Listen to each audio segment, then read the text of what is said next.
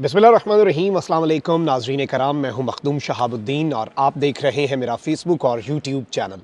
उम्मीद करता हूं आप सब लोग बखैर आफ़ियत होंगे और जहां भी होंगे अपने अहले खाना समेत खुश भी होंगे और महफूज भी।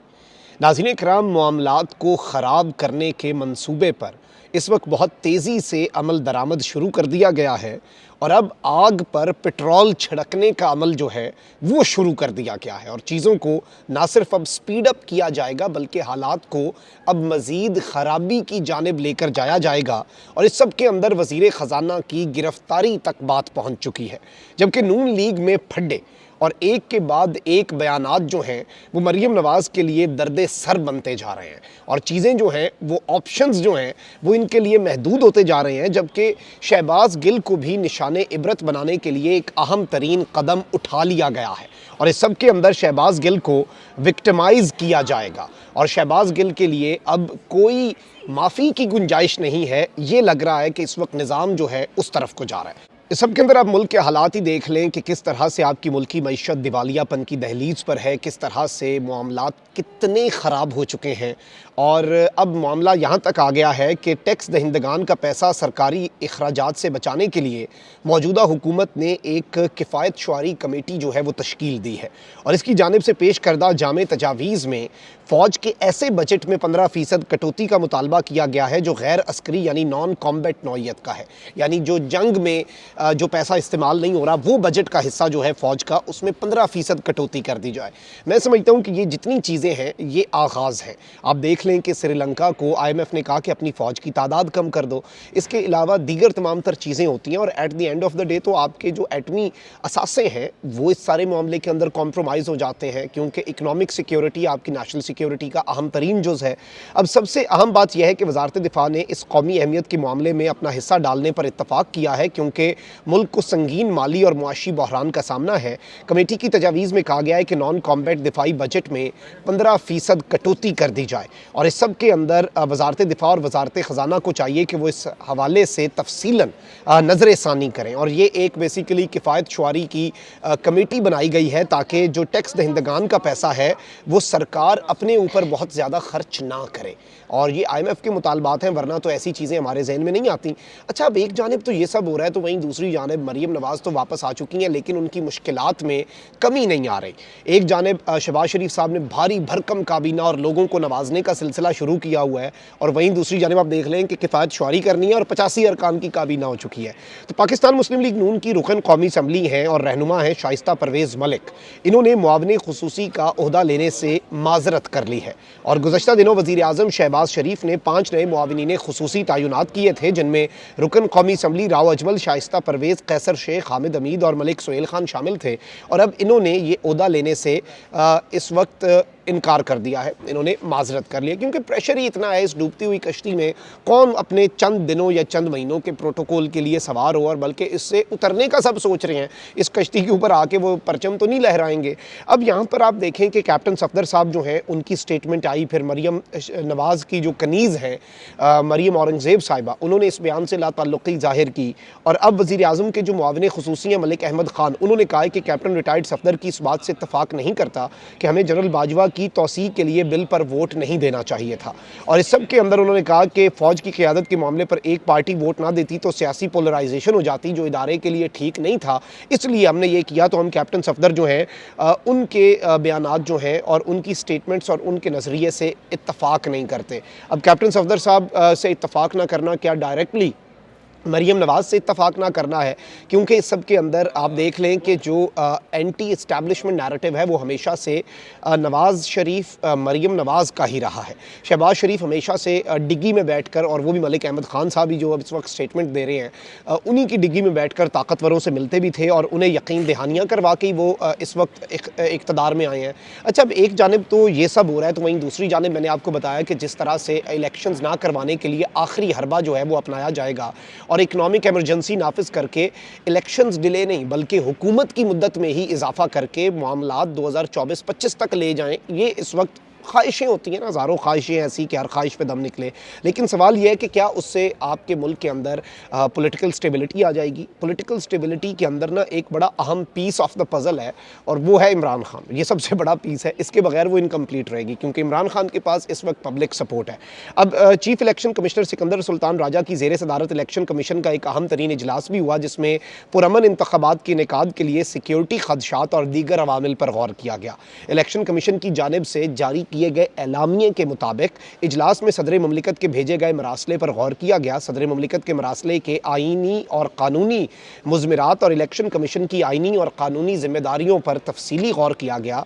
इजलास में वजारत दाखिला, ये एलामिया कह रहा है कि इजलास में वजारत दाखिला के अमन व अमान की ख़राब सूरत हाल से मुतल्लिक़ ख़त पर भी गौर किया गया। यानी सदर के ख़त पर तो गौर हुआ है, लेकिन जो वजारत दाखिला ने, राणा सनाउल्लाह साहब की मिनिस्ट्री ने मुल्क के अंदर लॉ एंड ऑर्डर की डिटोरिएटिंग सिचुएशन के ऊपर ख़त लिखा है, उस पर भी गुफ्तगू हुई। अब ये किस तरफ को जा सकता है मामला, ये आप लोग खुद समझदार हैं। इलेक्शन कमीशन के मुताबिक वजारत दाखिला के ख़त में दहशतगर्दी के खिलाफ जंग से मुतल्लिक बताया गया है। वजारत दाखिला ने बताया है कि पाक फ़ौज और सिविल आर्म्ड फोर्सेज को स्टैटिक ड्यूटी के लिए मुहैया नहीं किया जा सकता। इजलास में फाइनेंस डिवीजन की तरफ से मतलूबा फंड्स की अदम दस्तियाबी पर भी गौर किया गया है। यानी वही पैसे नहीं है, वही मुल्क के अंदर सिक्योरिटी की सिचुएशन बड़ी ख़राब है और उसके साथ फिर अगर इसके अंदर इकोनॉमिक एमरजेंसी का तड़का लगा दिया जाए फिर तो वही रेसिपी तैयार होगी जो सब करना चाहते हैं। एलामिया के मुताबिक फाइनेंस डिवीजन ने इलेक्शन कमीशन से फंड्स फरामी की दरख्वास्त को मौखर करने का कहा है। इजलास में चीफ सेक्रेटरी और IG पंजाब के सिक्योरिटी खदशात पर गौर किया गया। इजलास में चीफ सेक्रेटरी और IG खैबर पख्तूनख्वा के सिक्योरिटी खदशात पर भी गौर किया गया है। और इस सब के अंदर वजारत दाखिला का जो ख़त है वो बड़ा इंपॉर्टेंट है क्योंकि वफाकी वजारत दाखिला ने गुज़श्ता रोज़ सेक्रेटरी इलेक्शन कमीशन को एक ख़त लिखा था जिसमें कहा गया था कि मुल्क दहशतगर्दी के हालिया वाक़यात के बाइस सख्त सिक्योरिटी सूरत हाल से गुजर रहा है। मुल्क को कसीरुल जहती सिक्योरिटी ख़तरात लाहक है। सरहदों और अंदरूनी सिक्योरिटी की सूरत हाल पर दहशतगर्दी के खिलाफ जंग जारी है और इसलिए सिक्योरिटी जो है वो डायरेक्टली फ़राहम नहीं की जा सकती। सिक्योरिटी फोर्सेज दहशतगर्दी के ख़तरात से निमटने में मसरूफ़ है।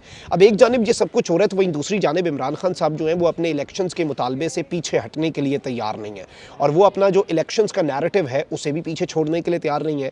अब पाकिस्तान तहरीक इंसाफ का जो पार्लिमानी बोर्ड है उसने इंतखाबात के लिए टिकटों की तकसीम का जो फार्मूला है वो तय कर लिया है।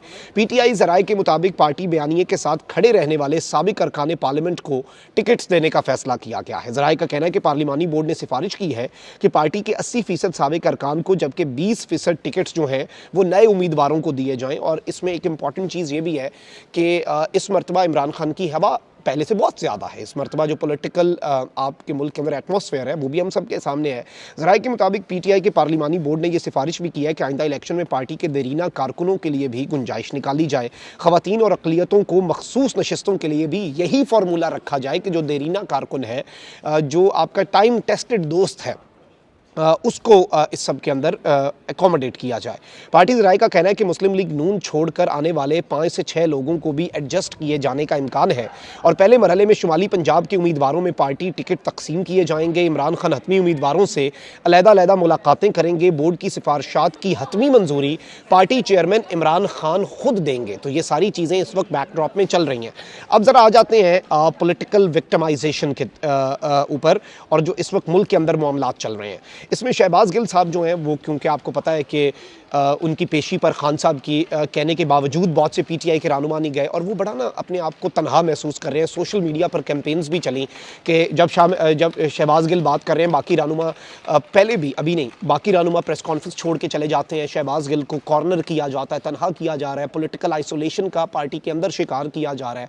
अब इस सबके अंदर इस्लामाबाद की अदालत ने PTI रहनुमा शहबाज गिल की बर्रियत की जो दरख्वास्त है, जो इनके ऊपर इदारों के खिलाफ बगावत पर उकसाने का एक केस है, जो असल केस था, जिसके बाद शहबाज गिल को जिस तरह से विक्टिमाइज किया गया वो तो सबके सामने, उन्होंने गलत कहा, सही कहा, ये डिबेटेबल है, लेकिन उनके साथ जो हुआ वो डिबेटेबल नहीं है, वो बड़ा वाज़ेह है कि वो गलत हुआ। अब इस्लामाबाद की मकामी अदालत ने इदारों को बगावत पर उकसाने के केस में शहबाज गिल की बर्रियत की जो दरख्वास्त है शहबाज गिल की वो मुस्तरद कर दी है। इस्लामाबाद के एडिशनल सेशन जज हैं ताहिर अब्बास सिपरा, इन्होंने शहबाज गिल की दरख्वास्त मुस्तरद करते हुए उन पर फ़र्द जुर्म आयद करने का फैसला कर लिया है और 27 फरवरी को अदालत ने यह कहा है कि हम शहबाज गिल के ऊपर फ़र्द जुर्म आयद कर देंगे और इस सब के अंदर बहुत से मुकदमा शहबाज गिल पर दर्ज हैं और वो इस वक्त ज़मानत पर है, उनका केस अभी ख़त्म नहीं हुआ। तो ये चीज़ एक वाज़ेह हो चुकी है। अब यहीं पर इमरान खान साहब की टीम का सबसे अहम रुकन अगर किसी को देखा जाए ना, तो वो शौकत तरीन है। शौकत तरीन के हवाले से अभी जनरल बाजवा ने अपने कॉलम में भी बहुत सी, जवेद चौधरी का कॉलम नहीं, वो जनरल बाजवा का ही कॉलम था, उसमें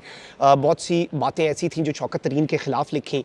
अच्छा, मेरे अभी प्रोग्राम में बोल न्यूज़ वाले में शौकत तरीन साहब भी गेस्ट थे मेरे साथ, तो उनसे काफ़ी तफसीली बातचीत भी हुई उसके ऊपर भी। वो कह रहे मैं इतना ही बुरा था तो फिर मुझे जब हुकूमत नहीं बन गई मिफ्ता इस्माइल के पास क्यों बुलाया कि आके मामलात हल करो, ठीक करो। अब यहाँ पर एक ऑडियो लीक हुई थी शौकत तरीन की, जब इमरान खान साहब की गवर्नमेंट तो चली गई हुई थी, लेकिन ये एक सेनेटर तो थे, लेकिन इस सब में जो इनकी गुफ्तगू थी वो सूबाई वज़राए ख़जाना हैं पंजाब और KP के, उनके साथ। अब यहाँ पर वफाकी तहकीकाती एजेंसी FIA ने IMF डील से मुतल्लिक ऑडियो लीक्स की तहकीकात के बाद साबिक वज़ीर ख़जाना शौकत तरीन के खिलाफ कानूनी कार्रवाई शुरू करने का फैसला कर लिया है और FIA ने कार्रवाई के लिए वजारत दाखिला से न सिर्फ इजाज़त मांग ली है बल्कि शौकत तरीन की गिरफ्तारी के लिए भी वजारत दाखिला से इजाज़त मांग ली गई है। FIA के मुताबिक शौकत तरीन की गुफ्तगू IMF से डील को नुकसान पहुँचाने के लिए थी। शौकत तरीन कौमी मफादात और सिक्योरिटी को नुकसान पहुँचाना चाहते थे और इस सब के अंदर मैं आपको ये बता दूँ कि वफाकी हुकूमत ने शौकत तरीन की जो ऑडियो लीक का मामला है वो FIA को भेजा था तहकीकात करने के लिए। FIA बिलाशुबा इस वक्त आपको पता है कि वफाकी हुकूमत के अंडर ही आती है। अब ये क्यों किया जा रहा है? इमरान खान अगर आज भी हुकूमत में आ जाते हैं ना, तो एक चीज़ आपने समझ लेनी है कि इमरान खान की टीम का सबसे अहम तरीन खिलाड़ी अगर कोई होगा वो शौकत तरीन होंगे, क्योंकि इस वक्त हर चीज़ आपकी मईशत, हर चीज़ आपकी इकॉनमी के गिर्द रिवॉल्व कर रही है। शौकत तरीन ऑलरेडी एक अल्टरनेट प्लान कि आके उन्होंने करना क्या है, मुश्किल फैसले भी लेंगे, टफ टाइम से कैसे निकालना है मुल्क को, उस पर काम कर रहे हैं। इमरान खान साहब के साथ बहुत क्लोज कोऑर्डिनेशन में होते हैं। अच्छा, मैंने इनसे सवाल ये पूछा कि अगर आपको पॉलिटिकली विक्टिमाइज़ कर लिया जाता है, वही काम किया जाता है जो या तो कुछ लोगों के साथ हो चुका है या हो रहा है या भी होना है, तो आपका नंबर आ चुका है। तो शौकत तरीन साहब रेडी रहे और वो रेडी नज़र आ रहे थे। उन्होंने यही कहा कि मुझे गिरफ़्तार कर लेंगे, ज़्यादा से ज़्यादा क्या हो जाएगा, गिरफ़्तारी हो जाएगी, उसके बाद वही सारा एपिसोड जो है वो रिपीट कर दिया जाएगा, उसी तरीके से विक्टिमाइज़ किया जाएगा, उसी तरीके से टॉर्चर किया जाएगा। लेकिन एक चीज़ बड़ी वाज़ेह है कि आज भी इमरान खान साहब की गवर्नमेंट आती है तो वज़ीर ख़जाना शौकत तरीन होंगे और इमरान खान के अपेरेंटली आपने सबसे अहम तरीन वज़ीर जो है, उनकी टीम का जो सबसे अहम तरीन इंपॉर्टेंट टेक्निकल हिस्सा है शौकत तरीन, उस पर हाथ डालने का फ़ैसला किया है। शेख रशीद के साथ क्या हो रहा है? शेख रशीद को कल एक इंपॉर्टेंट शख्सियत से मुलाकात के लिए ले जाया गया और पहले उन्होंने इनकार कर दिया था, लेकिन अब ज़बरदस्ती ले जाया गया है। तो लोगों को तोड़ा जा रहा है, खान को पॉलिटिकली आइसोलेट किया जा रहा है और इस सब के अंदर बहुत से और एस्पेक्ट्स भी हैं जिन्हें इस वक्त देखना और समझना इस वक्त बहुत ज़्यादा ज़रूरी हो चुका है।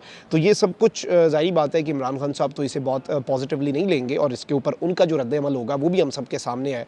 और ये सब कुछ क्यों किया जा रहा है, इसके अंदर वही है कि वो जो हमने कांटा लगाया ना, ईगो और अना का मसला है, वो जो हमने नाम के ऊपर एक क्रॉस लगा दिया हुआ है, सुर्ख लकीर लगा दी हुई है, वो बरकरार रहे और हमारी हुक्मरानी, हमारा तसल्लुत बरकरार रहे। अब ऐसा नहीं है, वक्त बदल चुका है। अपना बहुत ख्याल रखें। अल्लाह निगहबान। पाकिस्तान जिंदाबाद।